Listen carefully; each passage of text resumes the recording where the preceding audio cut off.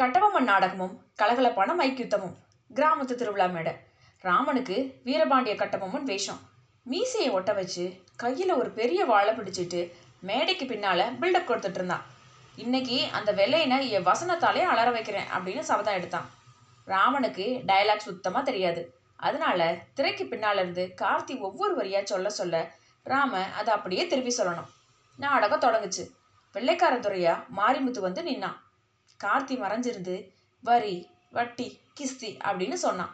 Rama mic முன்னாடி வந்து கத்தனான். ஏ வெள்ளையனே, வரி வட்டி அப்புறம் குஸ்தி விளையாடையும் கூட வரையா அப்படின்னு சொன்னான். மாரிமுத்து, ஏய் அது குஸ்தி இல்லை கிஸ்தி அப்படின்னு சொன்னான் மெதுவா. ராமனுக்கு கோவம் வந்துருச்சு. கார்த்தியிடம், டே ஒழுங்கா சொல்லுடா அப்படின்னா. ஆனால் அவன் பேசினது மைக் வழியா ஊருக்கே கேட்டுருச்சு. கார்த்தி பயந்து போய் அடுத்த டைலாக சொன்னான். வானம் பொழிகிறது பூமி விளைகிறது அப்படின்னு. ராம சத்தமா, வானம் பழிகிறது பூமி வழுக்குகிறது, அதனால தான் நான் இந்த மேடையில் வழுக்காம நிற்கிறேன் அப்படின்னா.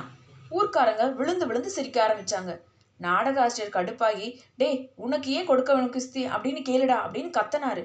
ராமன் ஆவேசமா வாழை தூக்கினான். அந்த வாள் மேல இருந்த மைக் செட் வயர்ல சிக்கிக்கிச்சு. ராம வாழை திருக மைக் ஸ்டாண்டோட சேர்த்து ராமனோட மீசையும் பிஞ்சு மைக் மேலேயே ஒட்டிக்கிச்சு. ராம மீசை இல்லாம, வெள்ளையனே என் மீசையே உன் மைக் பிடுங்கிடுச்சு, இதுக்கு நீ வரி கட்டுவியா மாட்டியா அப்படின்னு கதர்னான். அப்போ கார்த்தி திரைக்கு பின்னால இருந்து அடுத்த டைலாக் எங்களோட வயலுக்கு வந்தாயா அப்படின்னு சொன்னான். ராம அழுதுகிட்டே மைக் முன்னாடி வந்து, ஆமா வெள்ளையனே, என்னோட வயலுக்கு வர்றியா, அங்கதான் என் மீசையை ஒட்ட வைக்கிற பசை இருக்கு, வந்து ஒட்டிட்டு போ அப்படின்னு சொல்ல மேடையில இருந்த வெள்ளைக்காரதோட மாரிமுத்து சிரிப்பு தாங்க முடியாம கீழே விழுந்து உருண்டான். கடைசியில நாடக ஆசிரியர் வந்து திரையை போட ராமன் தன்னோட வாளையும் மீசை இல்லாத முகத்தையும் தூக்கிட்டு ஊருக்கு வெளியே ஓடிட்டான்.